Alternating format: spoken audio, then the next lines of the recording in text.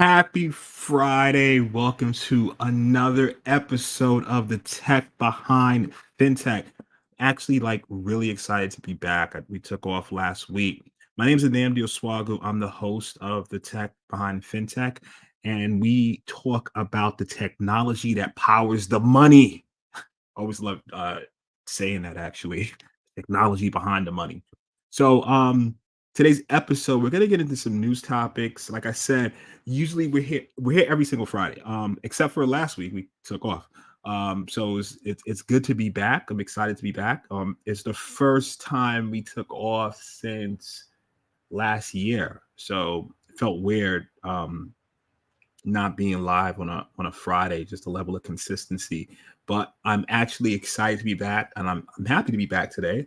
This upcoming season, we're gonna have some really interesting topics we want to explore, and bring on some interesting guests. And also, if you have topics you want to discuss around fintech and a background in it, and you're interested in being on the show, definitely reach out to me. If you're on you can send an email to Nnamdi at techbehindfintech.com. And or you can, if you're connected to me on one of these social media channels, just holler back, and we will try to make something happen. If it's aligned with our the topics we want to discuss. So without further ado, let me jump on to the comments. If you're listening, happy Friday. Shout me out in the comments. Love to get some feedback. We're gonna jump into some news topics of the week around fintech. That we came across that we found interesting, and we're gonna discuss some of them today.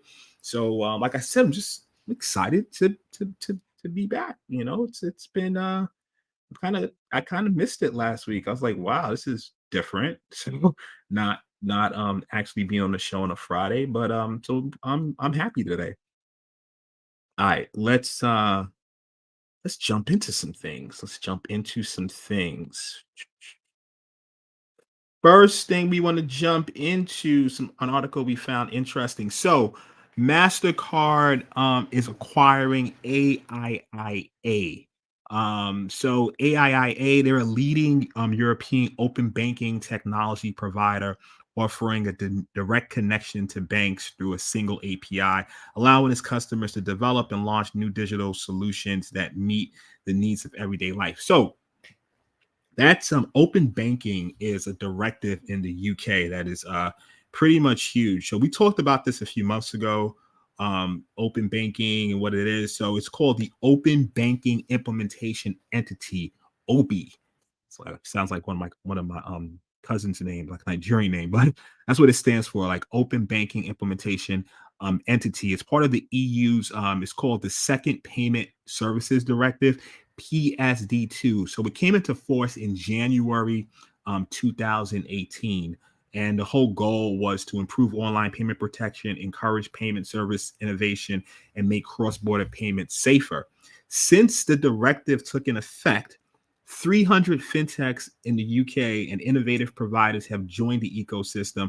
More than 2.5 million UK customers and businesses now use open banking enabled products. API call volume has increased from 66.8 million in 2018 to nearly 6 billion. Um, API is, a programming interface. This allows you to basically interact with another software company or another a business, right? They expose the API, so you can now grab data from there and then leverage it any way you would like. So back to the AIIA. So there are European the acquisition of the Danish open banking provider marks the latest move by Mastercard in that space. So, like I said, open banking is pretty huge in the in Europe. So AIA can connect your applications to 2,900 plus European banks to access financial data and enable seamless payments.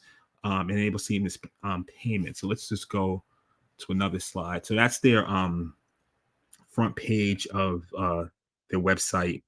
So that's an interesting interesting happenings what Mastercard is doing in that area. It's another Mastercard acquisition that we're going to talk about today. That's more in the blockchain space that they just made another acquisition in that space. So this is what we are talking about. This chart we just talked about those stats earlier on. Um, Next, Mastercard's back again. They made an acquisition of CipherTrace. Um, so CipherTrace is the world's first blockchain forensics team. So essentially, it's part of the crypto tracing sector. So in terms of so let's just talk about their clients. So some of their customers include virtual asset service providers, regulators, banks, government.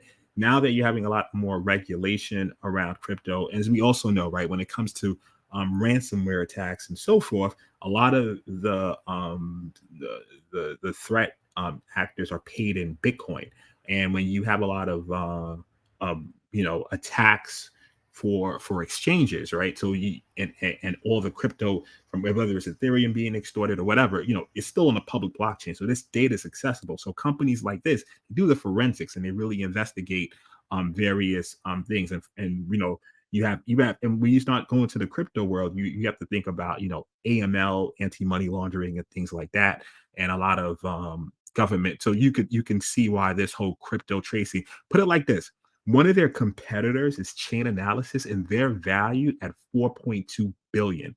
So it's a pretty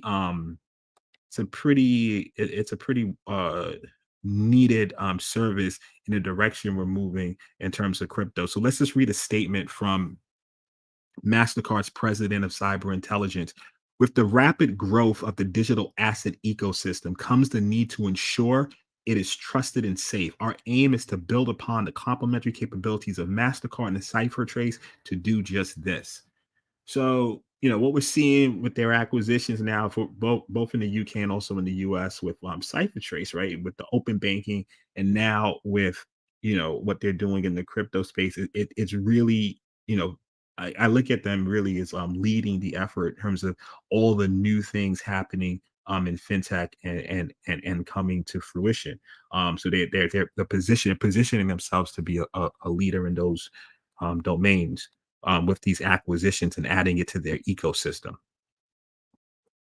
All right, so let's check for comments from the audience. See what comments. Also, and what I'll do is, in addition, because I found those articles very interesting, I'll go ahead and post them. So, like I said, what's been happening with this platform is I post on my platform. It go because we stream on Facebook, LinkedIn, YouTube, Twitch. What am I missing? Yeah. So when I post comments from the platform I use, it doesn't go to LinkedIn. I also at the end of the episode, I'll circle back and I'll post all the various sources in the comments. I'll just do this as I talk right now. I'll tell you where the comments are going to be posted. So it looks like we posted to Twitch, YouTube, and Facebook. Yeah, for some reason, it's not allowing me to post directly to LinkedIn. Let me see if I can do it. Nope, doesn't allow that functionality right now. All right, yeah. So what will happen is when we circle back after this show, I'll just do a block post on LinkedIn so you guys can have those links if you want to follow up further. If you found these stories that we vetted and picked out interesting. Um, all right, what's next? All right, this kind of like literally like pisses me off, right? Just from a security standpoint, also, what we offer from my consulting company, Strategic Generation, and this is just totally could be totally avoided, especially from a credit union. This story, so disgruntled employee, what we call this is an insider threat attack, because it's someone from the inside. So she gets fired. I'll put her name on blast because the article put her name on blast. Juliana Barral. So essentially, she worked remote for a credit union on a part-time basis. They fired her, right? And they told their technology provider to remove access. Unfortunately, their technology provider did not. And she went on a 40-minute deleting spree. She deleted like 21 gigs of data. That's 20,000 files, 3,500 directories. And you would think, right, there's some sort of disaster recovery. We call it business continuity disaster recovery. And disasters can come in many shape and form, right? It could come from, a terrorist attack, a natural disaster, inside a threat, just different things, or, some ransomware. So that's a disaster. It's like, how do you now recover and make sure your business is continuing? So, unfortunately for this credit union, they said that they spent 10,000 to recover destroyed data, but only some of the documents were backed up. So it not only causes. So we'll go into some other stuff, but it's a quote that I want to read. Her petty revenge not only created a huge security risk for the bank, but customers also, depending on their paperwork and approvals to pay for their homes, were left scrambling. This, these types of attacks in 2021, I mean, we have so many different controls, like the CIS controls, different frameworks, that if you basically went through the guidance and put a plan to essentially remediate any gaps, this is an easy fix, man. This is like, all right, we're having a backup, because if you think about it, like a company like this particular credit union, in the article did not mention the credit union's name, so I don't know the bank it happened to, but they're obviously can get like a ransomware attack will totally, if they can't back up 21 gigs of data, a ransomware attack will leave them totally defenseless, right? Because they have to either pay the money, or yeah, their data backup policies is not in place, and that's a huge thing in terms of disaster recovery. I mean, and with security, a lot of the times it's really straightforward things. I mean, obviously, when you're dealing with a nation state actor, that means essentially an actual government entity trying to infiltrate your environment, right? They're going to have many tools to your disposal. But, inside a threat, something like this, I mean, sometimes it's really the basic things that can shore it up. I mean, if you want to understand where you are in terms of your cybersecurity posture, that's something that we offer. We could talk about that, offline. And contact me, and we do assessments and things of that nature. And after the assessments, we put together a remediation plan so you can shore up their gaps. We leverage one of our partners. We're a partner to a company called TrustMap in a space where it's called security performance management. But came across this article and I was just like, listen, this can be avoided. I mean, in this case, I mean, the credit union seems to be working with a technology provider that kind of dropped the ball. I mean, it's a lot of stuff here with access management, looking at your identity access management, looking at different access roles and control. Like, how does she even have access to all these different files to delete the data? I mean, it's just various things to be put in place. But I came across this article, and it's just like a forewarning. But I wanted to talk about it. Let me see if there's any comments on that. So I have a lot of security folks sometimes join. It doesn't look like we have particular comments in that article, but let's oh, nice, we do have a comment, my man. First of all, happy Friday. He always visits the show, Jeffrey. Jeff, always appreciate you. Couldn't they have automated the removal process? Most systems can be integrated with payroll to remove that. Yes, totally agree, right? So, I mean, I worked at firms before and we had to put in place onboarding. So, how do you make the user, when a new employee hire, you have to do onboarding. And then we had sort of offboarding controls also. And that's a totally automated. So, excellent point, Jeff, on that.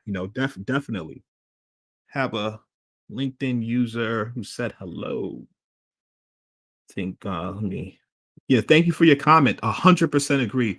Your onboarding and offboarding should be should be automated because you hire a new hire, you want to get them into your system as fast as possible. And if someone resigns or is let go, you want to get them out as efficiently as possible. Totally agree with you. Let's see. LinkedIn user. Hello. I'm looking offline. Shumake, Dada, my peoples. Yeah. Hello back to you. Happy Friday. Thanks for tuning in. Always appreciate you. You have some thoughts on that issue? Shoot back a comment. What I'm gonna do for you guys, I'm gonna put I'm gonna put the link. Started doing that, just putting the links to some of these articles that we're talking about. This way you guys can follow up if you're interested in reading more about it. Putting it right now. 1 second. Putting in a comment. Happy Friday to you. Oh wait, you guys don't see that. She just said happy Friday. So let me just post that for everybody. Happy Friday to you too. So funny, like everyone says happy Friday, but what if we just said like happy every day, like happy Monday, happy Tuesday, happy should just be happy days in general, right? It should just be like happy to be alive, I guess. A little off topic. All right, but happy Friday. Everyone has me saying it now, so I've been saying it more so. Happy Friday to you too. Let me have another comment. Jeffrey again, happy Friday. Logging is also a big deal. That much data should be noticeable. Thanks for the link. I didn't know about that news. No, of course, right? Um, and that's whether you're any type of a security, and that's one of the things. Even if you start going into the cloud, right? You have to have some sort of trailing capabilities. Your logs are definitely important, and that's also something that gets I mean, and that's why it's really good to, instead of like trying to guess these things, there are various frameworks from like CIS controls, right? NIST framework, just various things that if you can just use that as a guideline, all of these things will be covered. There's no need to guess it, to think. No, this look, use it as a guideline. Once you can now go through it from an organization level and be transparent in terms of the questions, you can then start to say, okay, here's my current posture, and you remediate it. So it's various things from logging to DR and so forth. And that's some of the stuff that we help firms with, in terms of doing that in a very efficient and fast way. I'm going to start doing some videos on that outside of the show, but because it's so avoidable. I mean, if you look at our old some videos, I posted it. I'll post. I did a ransomware video before and stuff like that. I put it on LinkedIn. But yeah, I mean, this stuff is frustrating because it's just so avoidable.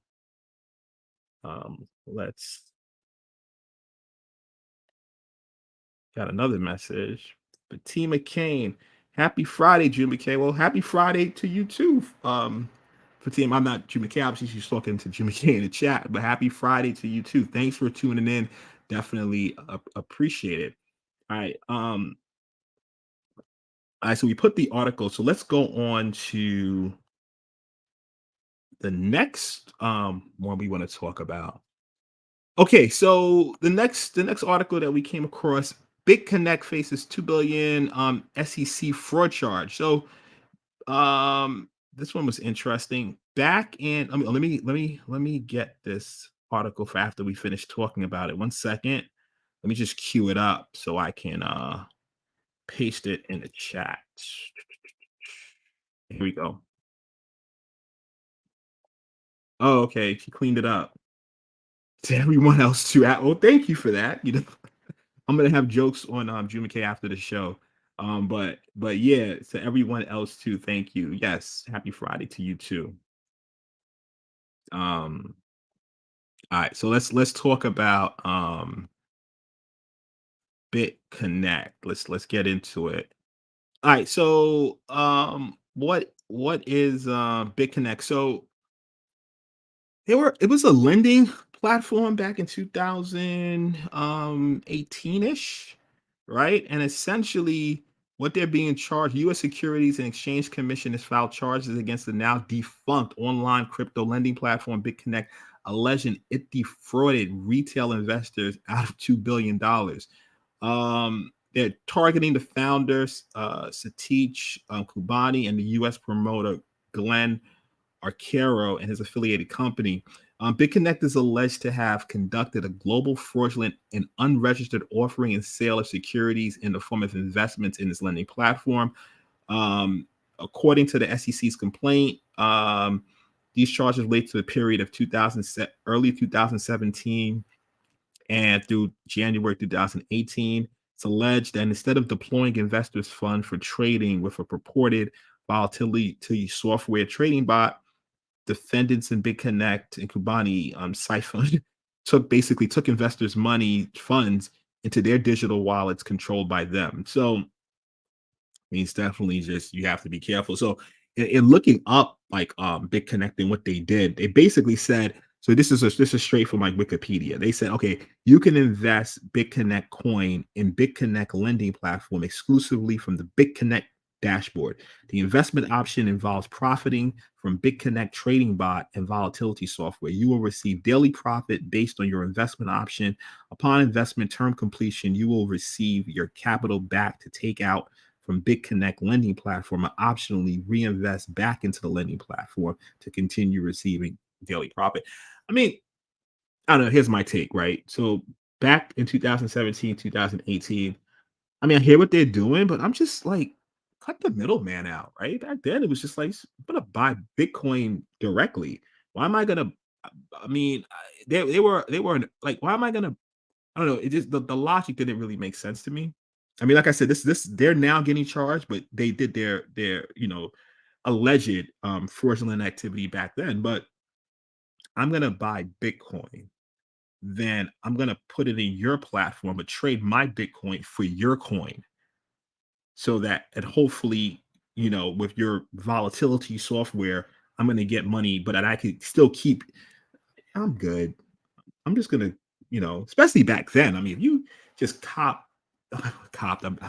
That's funny. You're getting me back in my Brooklyn days. I kind of, if you purchased Bitcoin back then and just sat on it, you would have made out um tremendously, right? Because I think what that yeah, back then it was like cheap. It was like 2017. We're talking about probably was under 5K or so. Now it raised to 60 to 40. I mean, sometimes with these, everybody has all these great ideas in some of these solutions, but I don't know. I feel sometimes just why wouldn't I just buy the crypto and just sit on it? Now, I am for the newer platforms that allow you, it's like they are the newer lending platforms. I don't have to necessarily buy their coin, but I can store my crypto on this platform and I get interest payments. And what they do on the other side, some people can borrow money against their crypto. So it all works. I don't mind now. This is like making money on your interest, but I wouldn't, and this is me, this is my personal opinion. I'm not gonna trade in my crypto from established, coins like Bitcoin, Ethereum, and so forth for because essentially, just so you guys know, right? Anyone can create a coin. I mean, if it's a standard called the you use on an Ethereum platform, you basically can create a smart contract and create your own coin. Was it based on the ERC-20? I don't hope I'm not messing that up. 'Cause I'm going off the top of my head right now. But yeah, you can basically create a coin based on that standard. So that means I can do it, anyone can do it, and that doesn't make it valuable. So you just kind of have to be careful. Even though this happened a few years ago, and a lot of people a little bit, and that was like early on. I mean, we're still in the early days of it, but it was a lot earlier. So a lot of scams took place. So we have to kind of be careful with that. All right, let me post that article because now the SEC is coming down on them. Let's go. Let me cue that up. Here you go.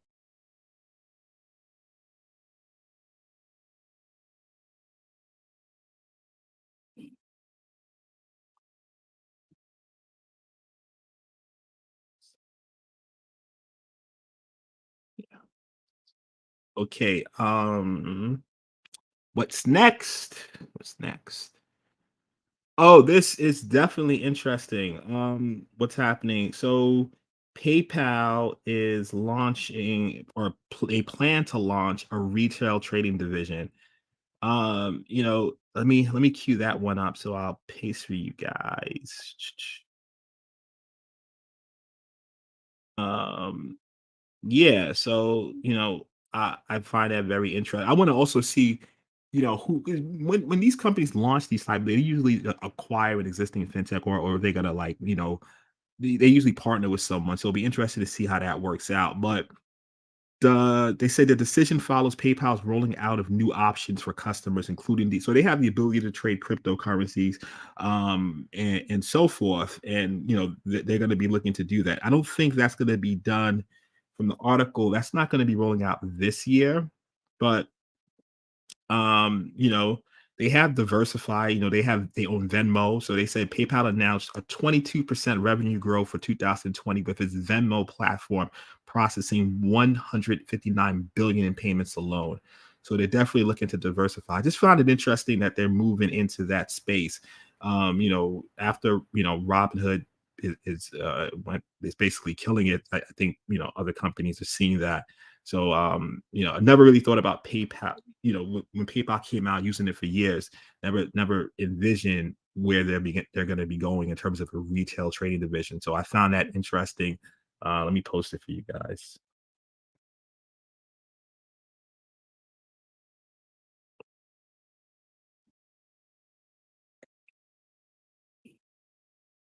Okay, okay, it's still posting. Okay, like I said, it's I'm posting so on the platforms like LinkedIn, you're not seeing these posts that I'm making. I'm gonna post after the show the whole list. For some reason, the intermediate platform that I use does not allow me to post directly to LinkedIn. I have to do it direct. So I'll do it after the show and you'll see it in the comments. Oh man, oh man. Devon artist. Oh, great info. Oh, thank you very much. Thanks for viewing, man. All the viewers, you guys give me energy. Thank you very much for showing up. Thanks for taking your time out to listen to the show. Really appreciate it. Thanks for posting it. No problem at all, man. Thanks for watching. I started to post these articles before. I would just like talk through them, but I have the information. So I say, why not just like post it too? Like it's all good. So this way, people can follow up on the articles that they're interested in, or they want further information that we might have discussed. Because a lot of these times when we go through these articles, the real thing is we're discussing them. But if you have feedback that you want to add and we have a conversation around it, totally would appreciate and open for that and share your thoughts on the matter. Okay, what's next? This is what I found interesting. So Ukraine has legalized Bitcoin. What does that even like mean? Let's get into that. Let me queue up this article. So after I go through it, so as we know, what we talked about a few I think still about a few months ago, with El Salvador, because they made history in terms of making Bitcoin a legal tender. Uh and now that happened, like it made it come official in September 7th. But Ukrainian parliament passed a law that legalizes and regulates Bitcoin in the country, providing official clarity on the asset, which was not previously clear. So what does that like? Why is that even? And the thing what happened is this, right? So the main purpose behind the bill seems to provide clarification on the asset and protect those who own Bitcoin, as it was not previously legal or illegal in the country. Though not illegal, Ukrainian law enforcement agencies treated Bitcoin and other virtual currencies as a scam, resulting in Bitcoin businesses getting raided. Um, so now, they just wanted to like make it official. It's not a scam and so forth. Totally. I mean, we see what's happening with El Salvador. We see now with Ukraine. There's another one I want to talk about in Panama, right? Let me post this Ukraine article. See what I mean, just to kind of like see the writing on the wall, where how the adoption level is very interesting compared to a few years ago, where banks so forth thought this thing was a it's not real. I mean, some people still think that. I don't want to go back and forth with that debate, but I find it very interesting to see where things are going, see how different nations are embracing it now. Um, all right, so look, let's go on to Panama. So same thing. Panamanian Congressman Gabriel Silva has introduced a bill to regulate the use of the digital currency in the nation. The proposed bill in Panama would recognize Bitcoin as a national alternative payment method. Very, very interesting to see where things are going. I'm gonna post that for you guys right now. Like I said on LinkedIn, sorry you're not seeing these the articles. What we'll do is we'll definitely repost after the show. That is, you have my word on that. I would do that. Wait, I think we might have had a new comment. I don't want to miss anybody's comment. Um Devon yeah, he said so the article is helpful. So we'll continue that practice moving forward. Thanks for the feedback. Really appreciate it. Let's see if I missed a comment. I'm just going back and forth. Give me a second. Oh yeah, I don't think I missed anybody's comment.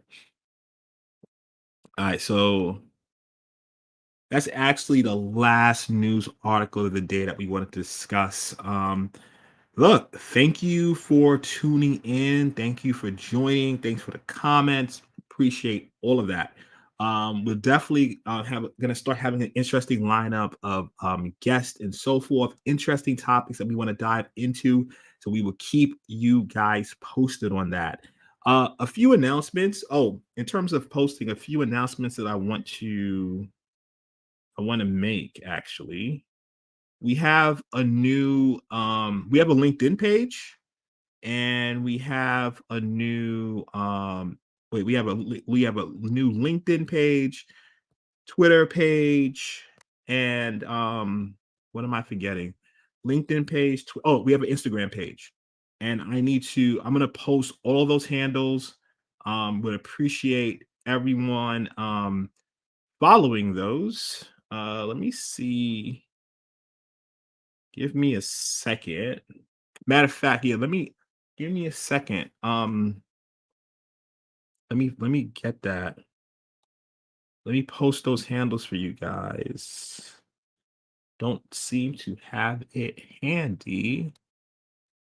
I'm gonna try to post it right now. Give me 1 second. That's totally spontaneous. Like I had it, I didn't prepare it like I had the article. So my social media manager, she's gonna kill me. Totally slipped on that. But give me a second. Let me get it from my other computer so I can post it for you guys. Give me 1 second. We are trying to okay, here we go. Maybe I can do like all right, cool. Let me see if I can post that. All right, cool. All right, so I gave you our Instagram, and I think we have our Twitter. Yeah, we have our Twitter also. Let me put that in the comments. You can follow those. It would be greatly appreciated. I'll do one huge and we have our LinkedIn handle as well. I need to you know what? We're gonna be back next week. We'll have all the social media handles, and I'll put it in the comments and appreciate the if you guys can definitely follow it, like it. We have our obviously some of you guys are already on Facebook, some of you are already on YouTube, and because we'll take care of that. I'll have it more organized. But in general, thank you very much for tuning in today. Definitely appreciate it. Look forward to seeing you next week, every Friday, 12 p.m. EST. We will be here. Have a happy Friday and enjoy your weekend. Cheers.